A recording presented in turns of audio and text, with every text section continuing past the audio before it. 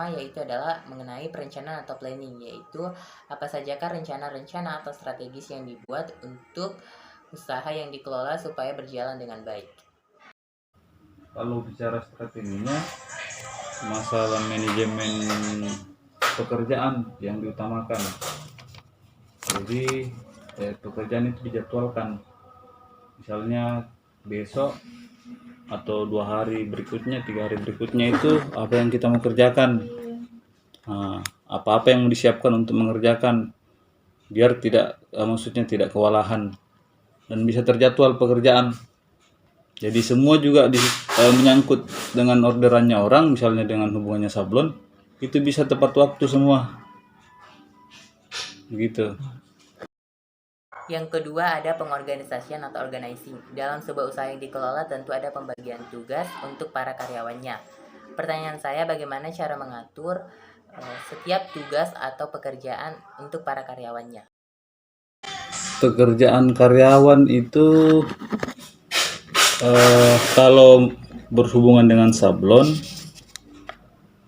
per orang itu biasanya itu memiliki tugas masing-masing. Jadi misalnya ada satu orang yang bagian desain, ya desain saja yang dia tangani.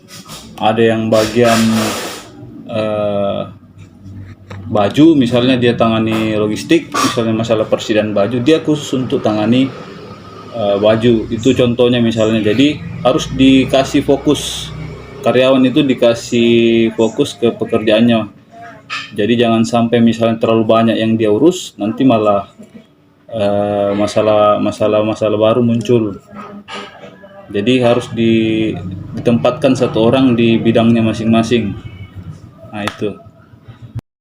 Fungsi manajemen yang ketiga yaitu pengarahan. Pertanyaannya, bagaimana cara Bapak memberikan pengarahan setiap karyawannya agar pekerjaan yang dikerjakan lebih efektif? Jadi kalau masalah pengarahan,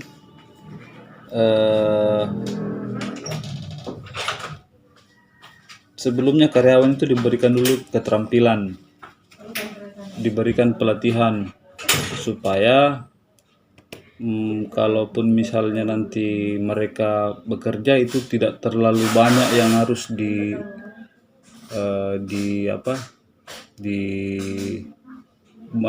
terlalu banyak waktu untuk kasih ini pekerjaan. Jadi karyawan itu dari awal sudah diberikan pelatihan cara-caranya untuk kerjakan pekerjaannya, supaya nanti pada saat mereka kerja mereka tinggal langsung praktek begitu, tidak terlalu banyak lagi makan waktu untuk misalnya harus di maintenance terus, jadi harus lagi orang lain yang tangani. Jadi langkahnya sebenarnya itu masalah pelatihan di awal itu.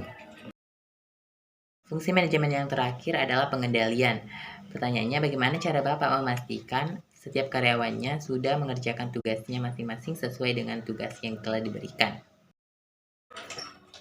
Kalau memastikan karyawan mengerjakan dengan sesuai apa tadi? Sesuai dengan tugasnya masing-masing. Sesuai tugasnya, ada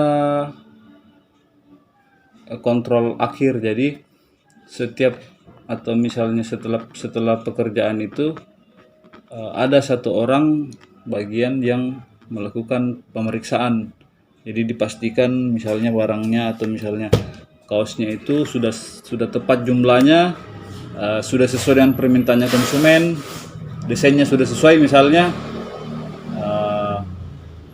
Jadi ada kontrol.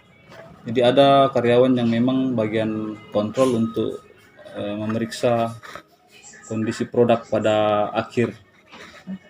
Pada saat misalnya selesai dikerjakan oleh karyawan yang lain, jadi ada satu orang yang memeriksa hasilnya. Nah, jadi kalaupun misalnya tidak sesuai, ya kita harus ulangi. Nah, begitu.